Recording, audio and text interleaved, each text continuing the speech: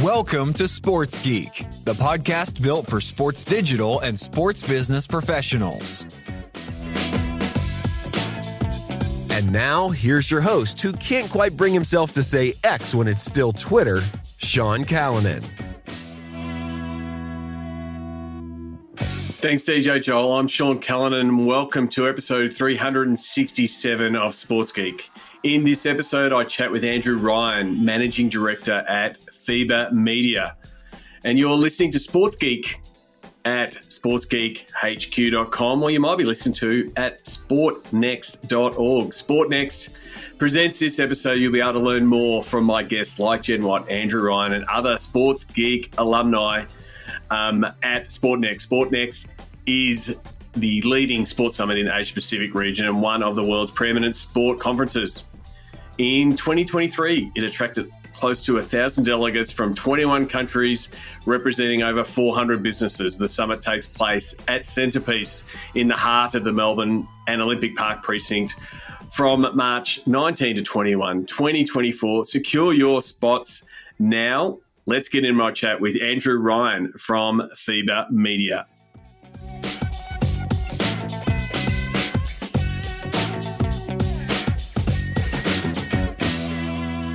Very happy to welcome Andrew Ryan. He's the Managing Director for FIBA Media. Andrew, welcome to the podcast. Great to be here. Looking forward to the chat today, Sean. Appreciate it. Like I said pre-interview, normally I'm the one getting up early to interview people, but you're the one that's getting up early this time. So appreciate you taking the time. What I normally do to start my interviews is ask people how they got their start in the world of sports. What about yourself? How did you get your start in the world of sports business? Probably in a little bit of a roundabout way, to be honest. I actually started my career as a corporate lawyer doing M&A deals and typical corporate transactions. I started back in Brisbane immediately out of university and then did that for about 10 years. Ended up going to London with a role, was seconded to New York for a little bit as well. So got to see a decent part of the English-speaking corporate world anyway. And getting into sport was almost by accident to a certain extent during the global financial crisis back in, I think it was 2009, the tail end of it. I got made redundant from my corporate law job in the UK and was scratching around to try to find something. Eventually got offered a role at a national radio station in the UK called Absolute Radio. And it just coincided with the time that they were first looking to buy Premier League radio commentary rights. So got involved in that at the front end. And through that process, essentially met a few people who opened my eyes to the fact that actually getting into the world of sports was actually a viable career option. So off the back of that, did a postgraduate course in sports law and eventually a few years later ended up working for Perform Sports Media, who I didn't know too much about at the time, but this is the company that essentially ultimately became DAZN, the streaming service, but before that was very heavily into the OTT development space, the betting video and data space, doing website services, buying and selling rights. So it was an amazing introduction into the world of sport to work for them. And so, again, that was sort of your, door opener and sort of, coming from the world of law, not knowing, what you could do in sport, but then sort of unpacking some of these deals and seeing how these deals were put together, first from the radio point of view and then, looking under the hood to Perform, because you're right, they were in that space of both building the streaming and the OTT pieces, but also have to acquire those content deals. It would have been a really good space to be in to sort of start to understand that sports media landscape. Yeah, undoubtedly, Sean. I think one of the great things about working at Perform in the early days too was that we were getting into markets and industries that were really at their opening stages, and some of the ways that we were structuring, for instance, data deals, whether on the media or the betting side, were really either industry leading or the first in their time that they had been really sort of looked at in that depth. So in terms of setting me up for future careers across the whole gamut of commercial sports operation, I'm not sure there probably was a better place to be at that time. And I guess from everywhere else that I've gone thereafter, bringing both that breadth of knowledge about all of these different other, I guess, what we're probably seen as alternative parts of the sports commercial industry now, but are just the absolute bread and butter, in addition to traditional media rights and distribution now, but also just coming from a place where digital strategy and how to win the consumer, particularly through digital means, was just at the forefront of everything we did. I mean, just going back to probably in 2013, and the mantra around Perform was anytime we did anything that it was absolutely mobile first, and that was probably a few years before most traditional businesses really started to look on that as being the primary consumption device as opposed to a television or even a laptop. So it was a fantastic place to have an introduction into the world of sport, undoubtedly. And from there, you went from Perform, again, looking at that streaming space to the IOC. What was your role? What was your role at the IOC? So at the IOC, I was head of media, legal, and business affairs. So the primary job was around traditional IOC media rights sales. So in a way, it was coming from an incredibly dynamic and I guess sort of alternative commercial business like Perform into one that most people would look at as probably one of the most traditional, even somewhat one of the more conservative sports organisations out there, whether it comes to media or anything else regarding the commercial operation. On the other hand, it was also at the time that the IOC was really starting to put some resources towards, whether you call it direct-to-consumer activity, certainly digital activity in the form of the Olympic channel. So there was a big focus, particularly post-Rio 2016, on how the Olympic channel should be operated, what sort of content should be there, how it was going to be a viable proposition to both traditional Olympic fans, but also those that it was really trying to reach outside of that core population. So it became a role that was obviously very much the core was running tender processes, negotiating rights deals for a lot of major territories, and particularly during the 4 years that I was there. It was a huge focus on Southeast Asia. So we did new deals or renewals for Japan. China was always a massive focus. Korea, a set of territories in Southeast Asia and the stands, which are always interesting for the Olympics. So that was the core of the work. But it was such a time of calling it change. There was a strategy in place with the Olympic channel and many different views as to how that particular project should be run, what it actually meant, how broad it should be treated, and that meant that I was in a lot of genuinely interesting conversations. And I think it's taken a while, but the IOC's now got itself into a position where actually that digital strategy makes a lot more sense in the modern world with what they're doing now. They've through a process over a number of years become a lot more familiar with how people access content through digital means, what they will and won't do, what you really can push them to do, what people really don't like when it comes to being served content. So it's been a lengthy but good learning experience for them on that front. I mean, as you said, like very much a very traditional business. The peaks of the major events every 2 years with summer and winter and all of those TV deals locked in for all those different regions. There would have been a lot to unpack to say, oh, we're going to do our own channel when you've got all these partners that have handed out the coin to have the rights and then navigating that. So it's like why you do need a media law specialist more than, hey, it's a creative idea, as well as they were getting that force change with the Netflixes of the world and the Amazons of the world broadcasting sport in different ways. And it's still happening today, but it would have been like, I sort of imagine it like the QE2 trying to turn around in a circle. There's a lot there to make that change in a movement like the IOC. Yeah, indeed. I'm glad you used the QE2 and not Titanic there to suggest that everything sunk during my time. But no, absolutely right. I mean, it was during that period, even, and it was something that, because of my background with Perform, that even bringing in the concept of really digging into the depth of what sort of rights you could retain as a rights holder, rather than essentially just having everything literally passed over on a highly exclusive basis to a broadcaster. And don't get me wrong, I mean, those relationships are still very much that the broadcast partners are absolutely front and center. And for events like the Olympic Games and even the FIFA World Cup and the like, you can very much understand the inherently conservative position because they only have, a major event either every 4 years or every 2 years in the case of the Olympics.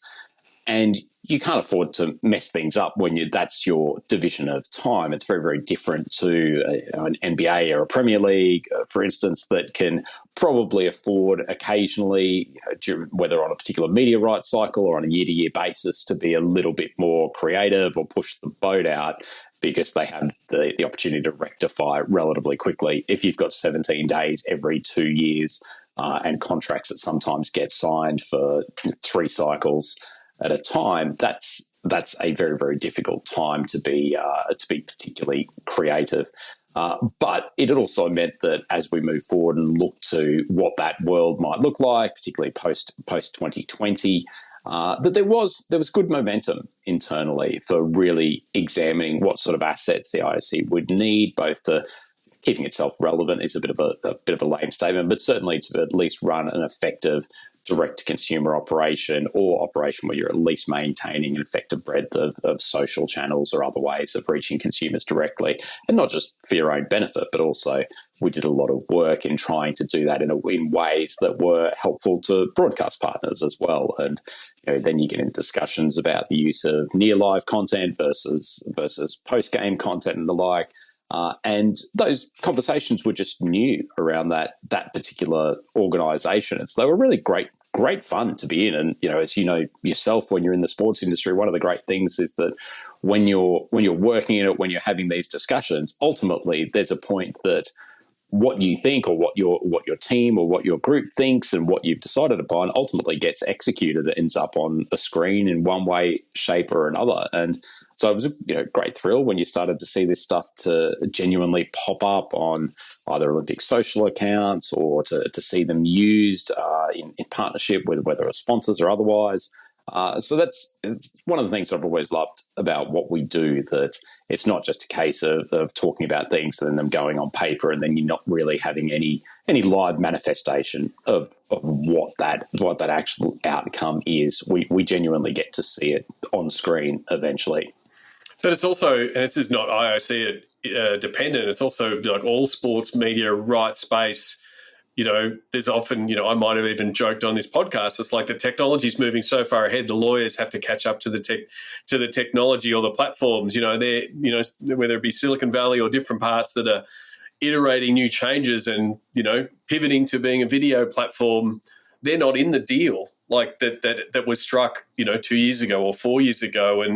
And having the agility, there are leagues and other sports properties that can have the agility to take advantage, but there's still agreements in place, and it's like whose rights are those? So have those legal agreements and those rights deals become more prescriptive or more open? Like how have they evolved to sort of allow for some of that wiggle room, or at least that bring people back to the table when new opportunities come up? Yeah, it's a good question. Very much, I mean, you've probably got a lot of this, it's very much on a rights holder by rights holder basis, but certainly over time, you become much more detailed and tended to become much more detailed and prescriptive. Actually, I'll go through two processes. That process where you're essentially listing out, a lengthy laundry list of where the rights holder can retain the ability to use certain pieces of content, where they can do it, when they can do it, whether they can package that up in an additional package to sell out to third parties or they can only do it themselves. All of that has become a lot more detailed in rights agreements. On the other hand, for where I am now at FIBA Media for the last 4 years, we've also taken the view that a sport like basketball is also one where content and particularly clips tend to freely circulate a lot more than other sports. We're also fortunate in some ways of being a sport where singular moments, leaving aside, game-winning shots or the like, singular moments in games don't tend to hold the same same gravitas that a try in rugby league or a goal in the Premier League does, for instance. So we can take a strategically different view to what our highlights mean, what they're worth, how we can use them for the benefit of our greater commercial program. And obviously, the NBA has done a lot of thinking in this area too. So our approach is not distinctly different from theirs in terms of the fact that you can utilize particularly in-game clips and the like to drive benefits for your broader commercial program, for your broadcast partners as well, and take a somewhat more permissive approach to that. And so we generally retain the ability to actually use clips and whether in-game or outside game from our FIBA content in I wouldn't say a relatively liberal way, but certainly in a way that we judge within our FIBA strategy is the appropriate way to go. And I think over time, our broadcasters have very much understood the view that actually these rights are being used in a very, very sensible way, and a way which is helping us as addition to helping out other parts of the FIBA program. And so it's a much better approach for us rather than necessarily having to get down to the nuts and bolts of you have access to 2.5 minutes of clips approximately 15 minutes after the game has been played, and you can use them on these particular segments. It's allowed us to do more creative things like getting highlights packages into the hands of players relatively soon after the game, working with influencers or basketball publishers and the like to circulate content, and we do deals there where they have cross promotional obligations to push our broadcast partners as well. So it gives us the flexibility to have another asset that we don't necessarily try to monetize in a way that it's a material part of our overall P&L, but it's something that we think it's an asset that can be driving benefits to that wider program. Definitely. I mean, I think Adam Silver has been on record as saying, the clips are like the entree and we want you to come back for the main meal. And so it does, and that's sort of what the basketball fan expects. So it makes sense that you sort of align to that because, the thing is, someone is going off in a big FIBA matchup. It's like, well, hang on, I want to tune into that game. How do I tune into that game? Who's my local broadcaster? It does make sense. So just for the people who don't know, like your role now at FIBA Media, what is FIBA Media and what does that entail? Sure. So FIBA Media. So my title is Managing Director at FIBA Media. So I'm ultimately responsible for everything FIBA Media does, which sometimes feels like a big packet of work to be responsible for. So we have both the responsibility and the right to commercialize, monetize, distribute content from all of FIBA's premium events, everything from the Men's and Women's World Cup, the Continental Championships, the Underage World Cups, and all of the qualifiers that sit underneath that. So we're a little bit different to people, but any of your listeners who are more familiar with the way that the world of football is broken up into global and regional confederations. In terms of FIBA Media, we look after the commercial media side of things for the entire, both the global and the regional side of things. So in terms of the rights package that we can go to broadcasters with, it's a pretty comprehensive, high volume one compared to what FIBA may be able to take on the football side. But FIBA Media's very, very interesting venture. It's a 17-year, very long-term joint venture that was set up back in 2015. I think the original deal was executed, but runs through for what's effectively four-year media cycles for FIBA, and was entered into off the back of FIBA developing a big new strategy that involved comprehensive qualifiers processes, which were really brought in both at the global and the continental level to give the opportunity for national federations to have their national team playing at home on a regular basis. I think up until that point, the qualifiers processes for FIBA events have been a lot more ad hoc, and you might see, for instance, in Australia, you might see the Boomers play the Tall Blacks in a little one-off series to see who gets to go to the World Cup, or to those two make it through to the World Cup after Australia and New Zealand have gone through Fiji and Vanuatu and the like. But there wasn't really a comprehensive event that allowed you to both start to develop narratives and stories, but also let fans know that there would be a regular appearance of the national team as part of these qualifiers processes. So that process and the introduction of that structure allowed FIBA to look ahead and essentially sign up with a partner for that lengthy process. So the Perform Group came in back in the day as the partner for the media venture. So it takes on responsibility in terms of managing production, has all of the employees. So I have a 25-person team that are for the most part all DAZN. DAZN now is the name of the Perform Group after the introduction of the streaming platform, and that venture is essentially broken up, as I said, into four-year cycles. And so we look after the commercial rights sales. We will manage the production of more than 1,500 games over that 4-year period. We will manage the OTT rights, and we can talk about a little bit more about them then.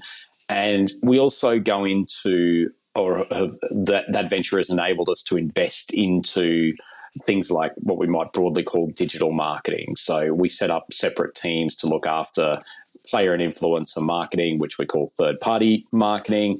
They also work, as I mentioned before, with publishers.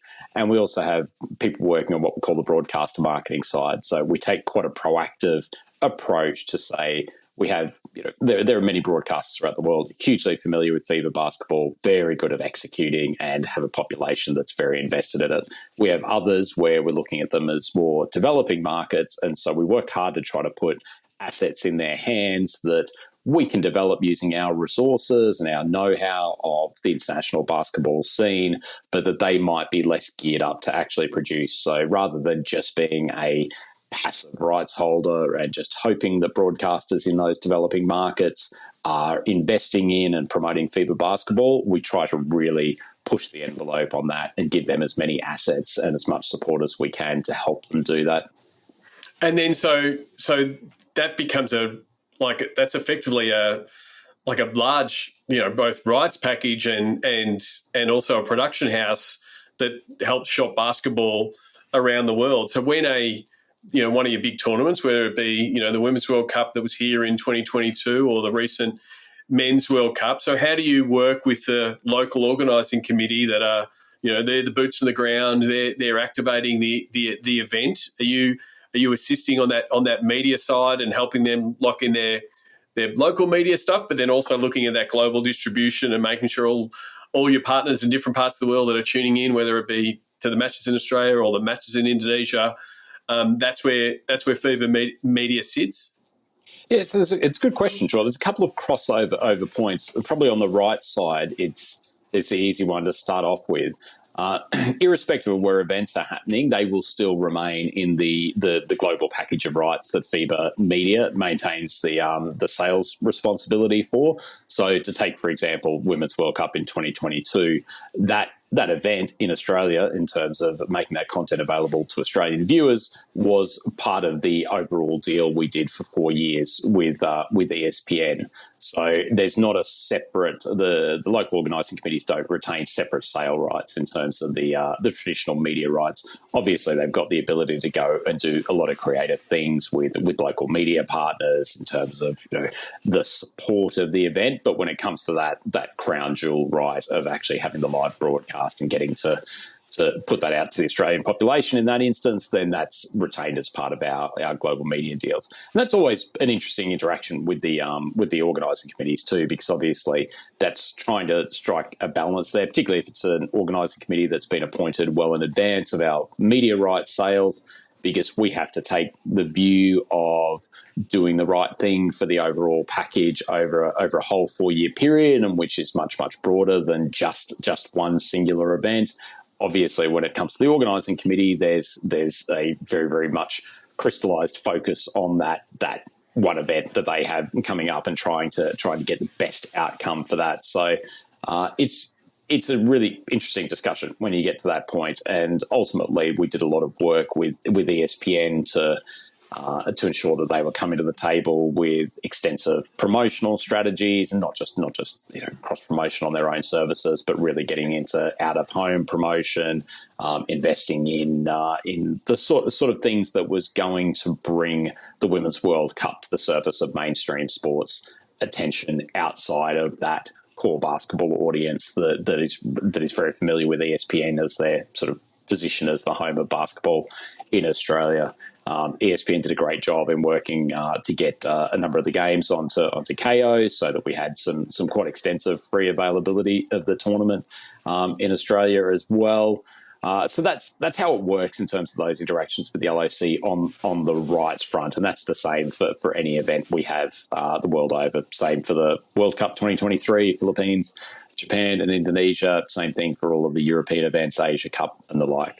When it comes to on the ground, there's probably a lot more interaction in terms of actually the production and operations side of things, because obviously the LOC has responsibilities when it comes to the venue and management of all of the elements that go into actually physically creating the event. And part of physically creating that event is ensuring that we can get access to the arenas at the appropriate time, that we have the ability to access camera positions, so that those camera positions are in line with what we have expectations as far as our production plan for FIBA media. And ultimately, your interests on that front are reasonably aligned, because the local organising committee obviously wants the venue and the country itself to be put into the best light out to obviously many millions of people across the world. We will sometimes work with them in terms of getting local vision of the city. I think one thing that I'm very big on is that basketball being an arena-based sport, of trying to almost make that feel like it is part of a real environment. And when you're playing, when you're playing in the evening, when you're playing in an indoor venue, sometimes it is hard to not just feel like a slightly, not sterile environment, but a predictable environment. And so we work with the local organising committees to get footage of the local city and try to integrate that to give it a feel of time and place. And that's something that we did very well with the Women's World Cup and the Men's World Cup as well last year. So there's a lot of interaction points, and ultimately same thing with whether it's working with FIBA communications, FIBA marketing and the like, that sports organisations, ultimately if everyone works in silos, then it's on a road to disaster. And I feel like within the FIBA structure, there's a FIBA mantra of one FIBA, which describes sort of the governance structure. But actually, when it comes to the operation between the teams and the LOCs and the like, my experience has been it's actually absolutely top tier when it comes to collaboration and cooperation. And it is, and it is great to see on that, that 4-year cycle, to see it all come together, because you've got the local organising committee, really focused on filling the stadiums, the cheeks and the seas, because a good broadcast is a full crowd and the crowd going bananas, and then a lot of them will have that tourism angle. So that piece of how do you integrate the city, normally is a requirement of some of their key sponsors, whether they be government or tourism or both in some instances. So and you're helping deliver one. There's further at the local country, but then there's also people from Spain and from the US tuning in going, oh, I'd love to go to Sydney, or, oh, hang on, I've never been to Japan. The sideline looks great, but then here's all the colour that's provided around the broadcast. So it's a really important part of those major events to go, you're selling the city and the country and the host country and the whole event. And, for most people, it is through their TV, or, as we sort of want to discuss, streaming. We sort of, your conversation started with you talking about, starting with Perform, and you've still been working with Perform for a long time in multiple roles. Tell us a little bit about, Courtside 1891 and like how it started and why it started is probably more important. No, why it started, very important. So within FIBA, to be fair, FIBA has been in what I'd loosely call the OTT game for quite a long period of time. I can genuinely even remember, I can't remember whether it was, I think it was probably 2006, watching the Basketball World Cup through my laptop, by myself in a darkened office in London one night. And, it was pretty scratchy stream at times, but that for someone living in a country where there was absolutely zero coverage of the World Cup at that time, that I thought that was absolute magic that I could get to watch watch the Boomers, have probably not one of their most successful campaigns of all time. In that event. And so FIBA's had a long heritage of that. It ultimately went into a product called Live Basketball TV, but all the time this was just largely a basic subscription service and did what it wanted for your core basketball fan and those who were looking for an outlet to watch basketball and either didn't have it available in their country or were not part of a pay TV bundle, or certain games that they wanted weren't being made available on television in their country. Cut a long story short, ultimately just as I arrived at FIBA, which is probably 2019, and then in a way, helpfully moving into the COVID period where it's, as much as it was chaotic and traumatic on a lot of fronts, it also meant that there was the space and the opportunity to look at what we were doing on certain fronts and potentially revise that.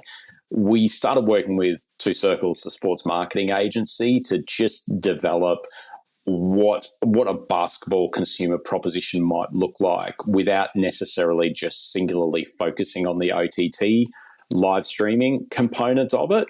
And those discussions were really the genesis for the Courtside 1891 product. Ultimately, we put probably about 6 months of research and I guess theorizing and philosophizing within FIBA as to what our various digital products should do, what should be the distinction between the main event websites and anything else. And we came to the conclusion that if we were going to do something, we wanted to do it more comprehensively and in a way which had a greater strategic basis. So there were a couple of elements of that. Courtside 1891, the project, allowed us to invest in significant user data infrastructure, which FIBA really hadn't had access to that point. So it started to allow us to build up that more direct connection with fans, and that this product and this venture was used as the driving force for that. From a product perspective, we thought if we just base this around FIBA Live content, then it will just continue to do a job, but that's it. So we looked and thought there was, leaving aside, you had score websites who were doing a job in terms of keeping people updated with live data. Obviously, various league websites do that as well. You had services like YouTube, where a lot of leagues would tend to pop their highlights on, leaving aside what they did on other social platforms. But we thought there was probably a sweet spot of trying to bring together both that live data and as much of the highlights or alternative live stream content that we could, and doing that from across the world of basketball, not just FIBA events. And if anyone was going to do that, FIBA was probably best placed to be the intermediary. So we worked with Two Circles to effectively come up with a commercial model to support this, entered into a joint venture partnership for it, and launched Courtside 1891, which has live scores and data from over 200 competitions throughout the world, both FIBA and the world of professional leagues. We have highlights content coming in from obviously all of the FIBA games, but from obviously the NBL back in Australia, we have some NBA highlights content, B League in Japan, the BBL in the UK, Canadian League, quite a wide range at both, sort of from the top tier of basketball all the way through to leagues that people might be less familiar with, and combining all of that obviously with the live data. And then we've gradually over time added to the live content that is available on the service. So in addition to our FIBA content, where we have the rights to make that available on a subscription basis in most territories, we have the ACB Spain League in a number of territories. We now work with the BCLs, we're their main live streaming partner as well. Over in past years, we've had some games from the B League in Japan on there, and have just gradually over time trying to work towards where we have a core of whether or not it's 6 or 7 different leagues that will ultimately sit on there and just provide a hub where for anyone interested in watching basketball of some form, that it's an option for them. If they're interested in targeting particular leagues in terms of having an easy way to access the highlights content in particular, that is the hub to go to. So it's been in operation for 2 years now, and we're very happy with how it's going. I think we've still got plenty of work to do in terms of trying to build out the product and just make it something that's as comprehensive as possible. got a lot of interesting discussions going on at the moment with leagues in advance of, I guess, what we would look on as the next European season that we can bring on. And I think even leaving aside the economics of it, which is one part of it and very important, and obviously when you have a third-party partner in there, something that they're obviously very focused on, for FIBA as a way of building up that user database, but also actually almost providing a service for the world of basketball to allow a lot of leagues who might not necessarily be easily accessible outside of their home country to actually give them a platform in which people can actually develop familiarity with the teams and some of the players, and perhaps even following players from their country who play in that league more easily. We think it's a strategic route that has proven successful to date, but is definitely the way to continue to go on. And you think, I mean, looking back, your career in sports law and those media deals, it's sort of been opportunistic to go, this is that gap. Like, there's local leagues that are doing what they can in their local market. We can offer them, this global audience and new fans and be the starting point of a global strategy or an international strategy for them. But then also, as you add more content, because that's where everyone's in the content game. You are a media business. Like, your proposition becomes more valuable. And I'm only assuming, that especially in the heights of the off season of the NBA, when the diehards are scouring the internet on who's the draft pick or who's going to get, like, you've now you're putting your hand up and saying, oh, we've got those highlights, or we've got that player, or this is the league that player came from, or this is the league that player went to. We're having players leave the NBA and go into Europe and in different parts of the world. Do you think that piece, gives you a unique output, and as you add more content, it becomes, an option for the hoop head that wants to tune in and get some basketball anytime they can? Yeah, I think, to be honest, I think it's less about any sports law background. I mean, ultimately, a lot of this stuff comes back to the type of work that you do as well of digital strategy and how people find content, whether or not that content's available from other services. Part of what we try to offer is almost convenience and structure. With that, we don't insist on content necessarily sitting exclusively on our services, particularly on the highlights form whatsoever. The use case that you mentioned there, absolutely relevant in terms of as you say, NBA fans trying to source vision, and we've seen that in the past couple of years with Wembanyama driving a lot of interest in the French league. Obviously, the NBL Next Stars doing the same thing with LaMelo Ball and some others who have come afterwards as well. So that's all relevant use cases. But I think actually, in some ways, the interesting thing is to look on the flip side. So actually, for the men's 2023 World Cup, actually the NBA carried the courtside 1891 product. So for them, it was actually a way of saying, actually, we have some top tier content here in which we've got 50, 60 NBA players participating in actually carrying this product and offering it to our subscribers. Is an effective way of us also bringing the rest of the basketball world to them. And the same thing, we recently did a carriage deal with DAZN separately from the FIBA media structure itself. So on an almost global basis, they're now carrying the courtside 1891 service. So it's looking at it both ways in terms of us trying to find ways to bring basketball fans and other sports consumers to our service, but also looking at this and saying, actually, we've built up quite a strong asset here, and there's other parties who can actually expand the universe of people who want to access this.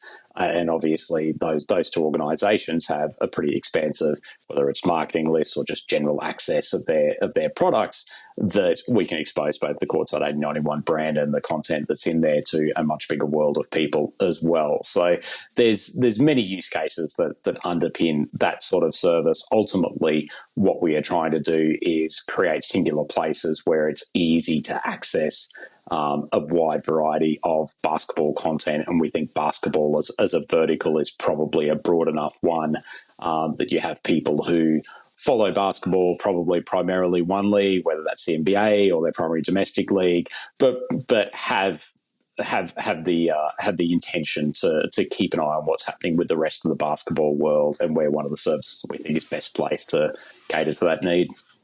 Terrific. I mean, once that you've got that, the foundation and the technology and the commercial model in place, there's nothing really stopping you to become, potentially into the markets and say, hey, we can be your streamer in market locally. Once again, it's just flicking a switch and turning off the geo restrictions and you're part of it. So it does give other options to leagues.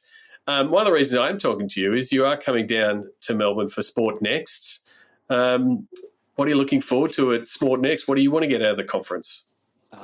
Lots of things, actually. I mean, first and foremost, I'm just looking forward to getting back to Australia and not having to apologise for my accent when I get up to an industry panel stage, because it's almost just the quintessential first thing you're forced to say. No, never apologise. Europeans. Never apologise for accent. I never do, but that's fine. You definitely won't have to when you're in Melbourne. No, there's usually some token reference to subtitles being available and the like. But anyway, no, really looking forward to it. I think it's an incredible lineup of speakers, actually. I think when I first started talking to Hamish and the team about the conference in the middle of last year, I was certainly familiar with it, but actually didn't quite comprehend just the high level of folks that turn up for this. And I think we've got Casey Wasserman as the keynote on one of the early days. And I think particularly having been close to the LA 2028 proposition when it first started to gain momentum within the ISC, and having been in meetings with their team talking about their future digital strategy for the games, genuinely looking forward to hearing what he's got to bring to the table. But it's an interesting aspect of having been out of Australia for over 15 years, and I guess sort of embedded in the sports industry for sort of 10 or 11 years now. I actually still feel an element of pride when I'm in meetings and people will point to Australian sports production or Australian structures as things that are almost front runners, and whether or not that is, the way the Big Bash cricket has been set up and how it's marketed and promoted and used as such a good tool for driving young fans. Whether it's a lot of leagues realising now that the NBL has got the jump on them with the Next Stars program, and that there's a lot of whether it's an inherent historical conservatism or otherwise, that sort of thing would be hard to achieve in a lot of leagues around the rest of the world. But kudos to Larry and Jeremy for really devising something that now looks like a stroke of genius, but I'm sure a lot of people back at the time, in various parts of the world would have looked and thought, I'm not really sure how does this help the credibility of your league, and how does this weigh with, typical sporting concerns and the like. And now it's just a fantastic element of what makes that league one of the most interesting domestic leagues to follow in the world, whether you're Australian or otherwise. So I think as a nation, Australia has a great track record of being at the forefront of creativity and the natural competitiveness of being in a sports market where you probably have 5 or 6 sports in most parts of the country that are competing for what are quite valuable eyeballs or quite valuable butts on seats. That it just develops a market that is an incredibly interesting one to follow, whether at the execution at the highest level or the fight for junior talent. So I think going out there for a few days and just listening to people who are right in the heart of that battle will be a really, really educational experience. I couldn't agree more. It's the classic iron sharpens iron. The competitiveness in, and I'm not going to get into a Melbourne-Sydney rivalry because there's a lot of great sports cities in Australia. Melbourne, Sydney, Brisbane, Adelaide, like they're all, put out top-notch, events, going way back, to Sydney Olympics that set the bar really high. And it's just that push to deliver the best, and because our fans expect it. And then I think the other thing that's really good with Sport Next, with having people like yourself, Brett Gosper coming back, Kath Carlson, Aussies that have gone and put in their hard yards overseas, whether it be in the UK and Europe, there's a lot of real mutual respect in the industry of you've got an Aussie on your staff, they're going to know their stuff, they're going to work hard, they're going to bring their hard hat, they're going to solve problems. And I think that's what, for me, that's what makes Sport Next good. I'm not using the word networking because Jen Watt told me I'm not allowed to use it anymore. But the authentic connections, as she said, that you make at Sport Next, and you'll be catching up with people that you've probably had multiple Zooms on, you haven't seen for a while. That's really valuable, as well as what we're going to get from on stage. No, indeed. I would say it's an absolutely cracking lineup, and I think you're right that it's easy to underestimate what an impact that Australians have had on global sport as well. I think during my time at the IOC, leaving aside the local sort of Swiss and French population that was there, probably the Australian contingent was almost the strongest. Outside of that, I think we are remarkably overrepresented within the in a good way within the upper echelons of world sport, and I think the ability of people to bring back those learnings to the home market, I think is a really, really great thing, and I think it's a good thing for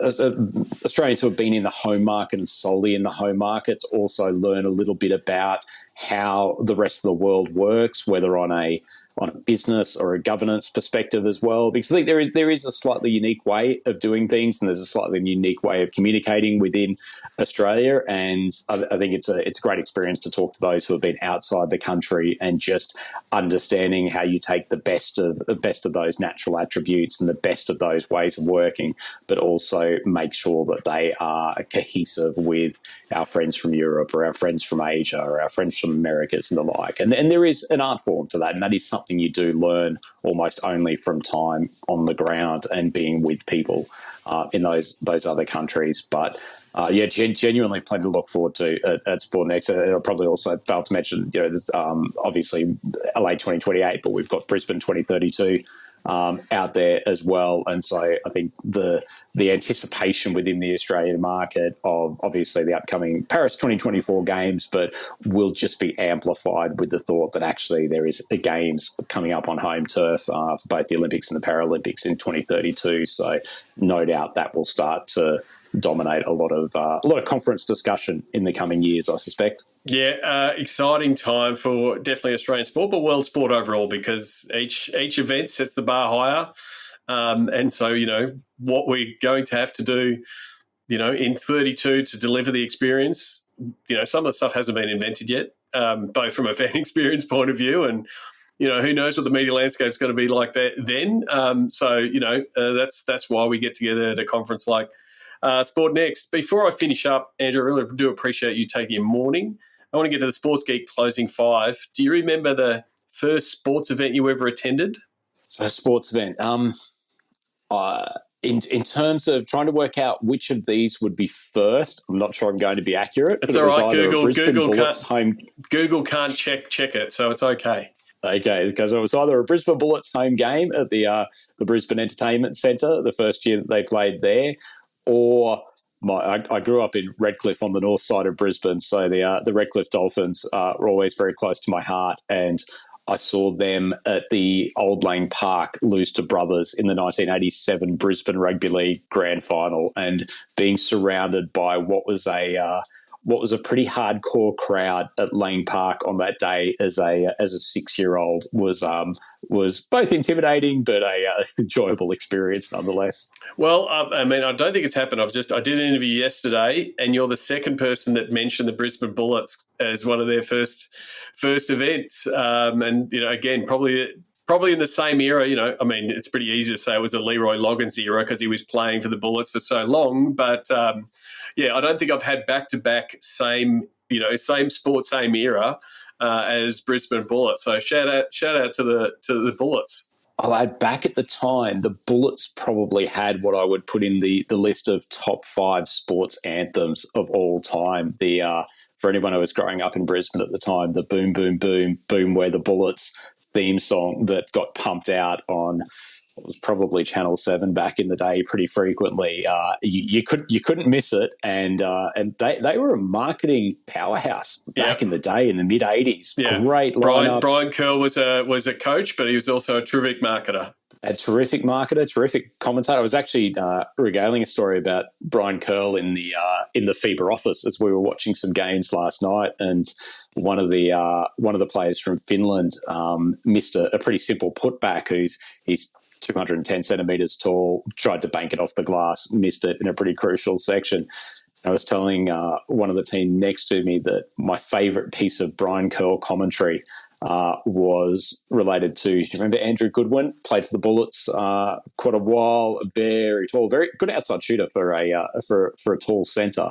But one day he went up, I think got fouled trying to execute just a pretty simple putback, and Curl came on the audio and just said, "I'm absolutely disgusted that he has not gone up and tried to dunk that ball. His coach should get him off the floor immediately." And you could just hear the vitriol coming out of Curl's mouth and what he would have been doing on the sidelines at the time. Just a poor innocent Andrew Goodwin who tried to just go for a percentage play, but Curl as a commentator was a pretty good listen. I do catch up with Curly occasionally at Pete's Bar, a reunion down here in Melbourne that brings a lot of old basketball people together, and I can imagine Brian Curl telling that story and what he would have said if the mic wasn't there.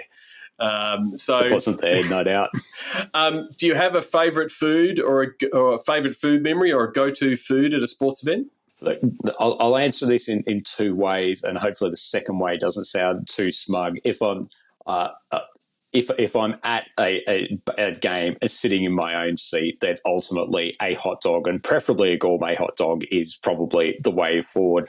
On the other hand, favorite memory was probably from our hosts in Manila for the World Cup in the Philippines, and obviously my now role, I'm privileged to get access to hospitality areas, and in fact actually have to spend quite a bit of my time in there with our clients over the course of an event, and just getting served up the array of some of the most magnificent Filipino delicacies as part of the later stages of the World Cup last year was fantastic. Not fantastic for my waistline, which I think has probably taken a good 2 or 3 months to recover after that.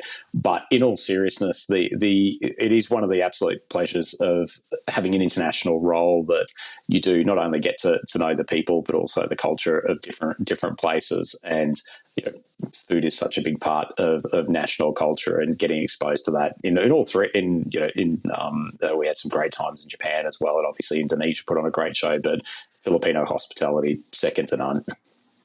Terrific. What's the first app you open in the morning? I'll go for a triumvirate here. Probably WhatsApp to begin with. Second, to see if anyone's actually bothered to think about me overnight, particularly from Australia.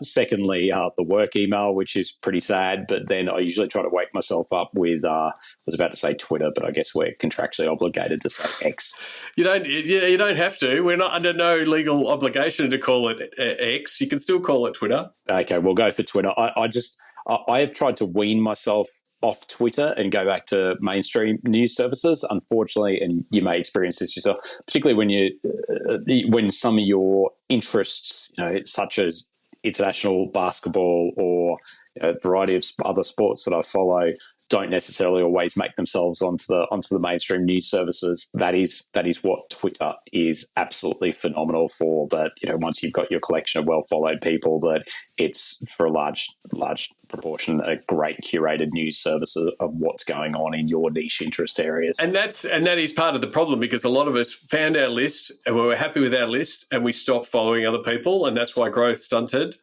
And so, I can understand a little bit of what Elon's trying to do in changing the product a little bit, but also if those people aren't posting anymore, and I'll even put my hand up, I used to post a lot, I don't post as much, there's less of that content. So it's a bit of the chicken or the egg. So it's still a wait and see. There's a little bit of, I don't think there are people holding out hope that old Twitter will come back. I don't think that's going to come back, but it does make it tough for those who do want to get their news.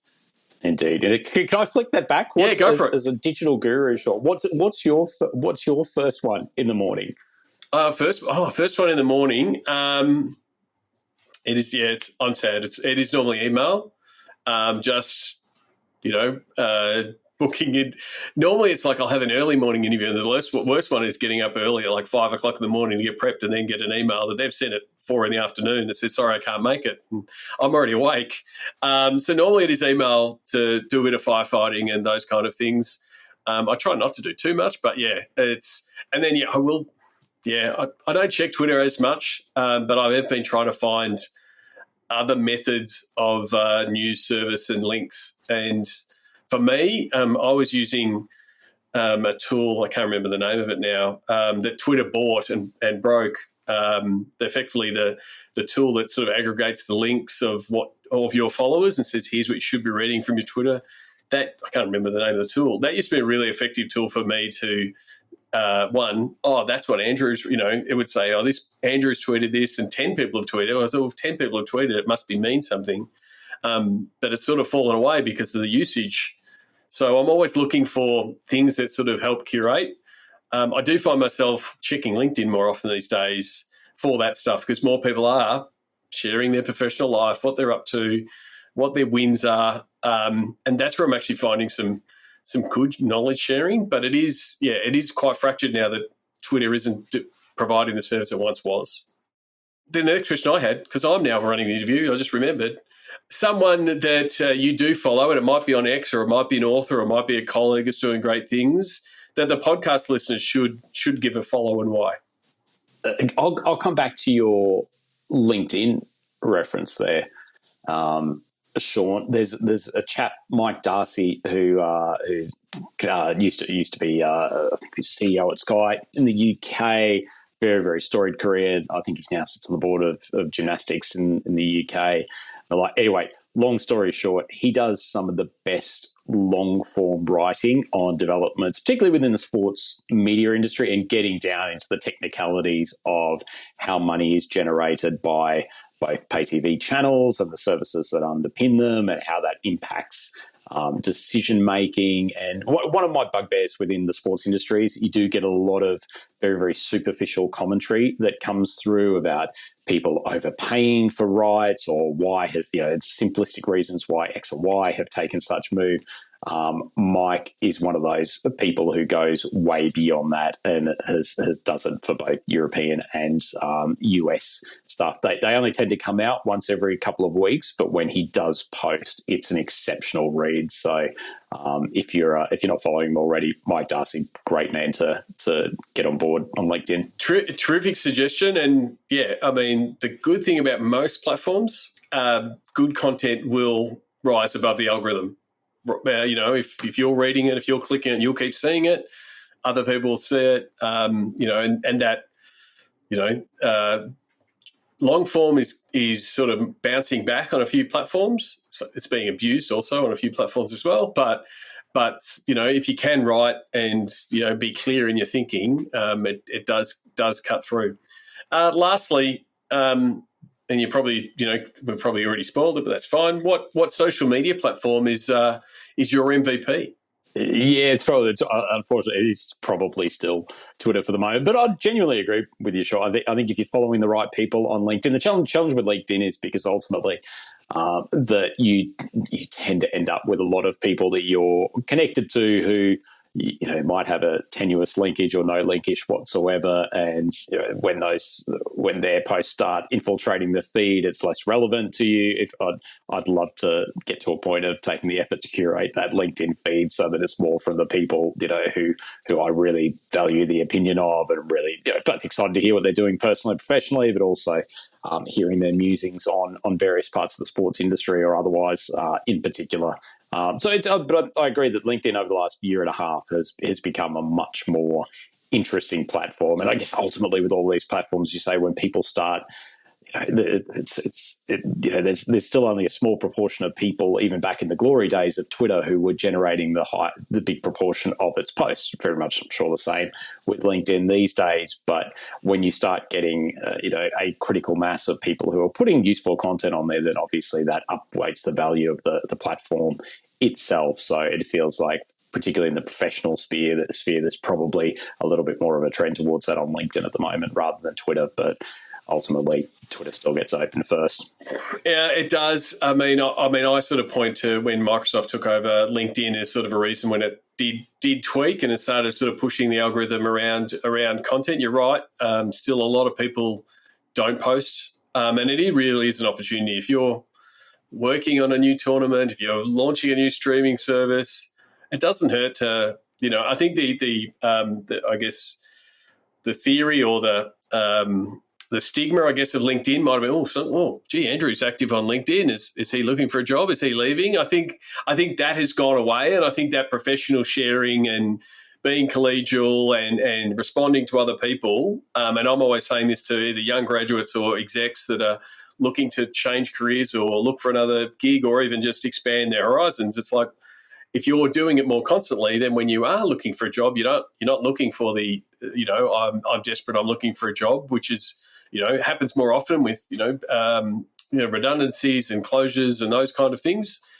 I think it's a bit of like any tool, it's something you got to keep working on, and the benefits come. Like, you don't need to, I don't think you need to curate or cut or cull or anything like that. If you're engaging with people, the people you engage with will keep being fed back to you. So that's where the training sort of comes in for me. Is like, and I've been using LinkedIn way before I was Sports Geek. I was running a development team of 300 that was about to go through an outsourcing cycle where we're all going to lose our jobs. And I said, look, guys, let's all get on LinkedIn. In 3 years' time, we'll all be somewhere else and we can help one another. And that was 18 years ago now, and I still connect with those people. I can see what they're doing. And, if they say, hey, do you know someone in this space? Well, I do. And so it's very powerful. And I think the sports business community has really, really rallied behind it. And so there's really good ways for you to connect with anybody. No, I'm definitely, and probably actually great segue. If there was one other person, particularly for younger graduates who are listening to your podcast, to listen to or to follow Ruben Williams from SportsGrad, he and Brian Walker do a great job in terms of giving some excellent and very, very sensible advice to young folks coming through who are keen to get into the sports industry. But Ruben's one of the great champions of dedicated and regular LinkedIn posting, and it really, really does make a difference. And you can see the way that he actually has developed not just following for business purposes, but a lot of people who actually take his advice on LinkedIn strategy now, I'm sure, as opposed to just trying to get into the sports industry. And if you're willing to dedicate some time to it and be disciplined, then it clearly has some benefits. Well, thank you very much. Well, people can connect with you at SportNext. They can go to sportnext.org and register and catch up, or they can reach out to you on LinkedIn. Andrew, thank you very much for coming on the podcast. No, I really appreciate the chat, Sean. Thank you very much. It's been great to talk all things basketball and a bit of sports industry, and looking forward to seeing you in the flesh down at SportNext in the not too distant future, just a couple of weeks away. Cheers. Looking to help your digital or sponsorship team? Book in for a Pick My Brain session with Sean Callanan to help your team level up. Book now at sportsgeekhq.com/pickmybrain. Thanks again to Andrew Ryan for coming on the podcast. You can connect with him on LinkedIn or on X. We'll put links into the show notes. And don't forget, I will see you at SportNext. Go to sportnext.org, March 19 to 21. Make some connections. Connect with some of the speakers, some of the ones that have been on the podcast. And don't forget, check out the app to find out who you want to talk to and who you want to connect with. And don't forget of the Sports Geek Pick My Brain offer. If you are attending SportNext, all you've got to do is send me proof that you're there. I will see you on the list at SportNext. And if you send me an email, Sean at SportsGeekHQ, I will send you a secret link for 50% off a Pick My Brain offer, which you can use in any way you like. That we will close this offer shortly after SportNext.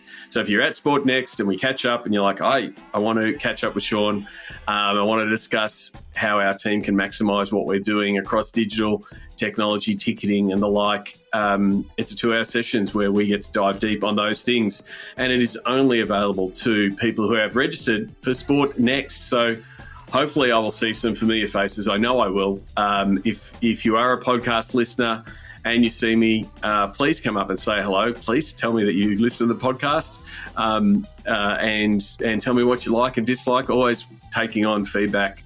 I really appreciate it. Looking forward to what will be a fun week, both at Sport Next and then also with the Grand Prix in town. Melbourne will be absolutely buzzing. So I will see you at Sport Next.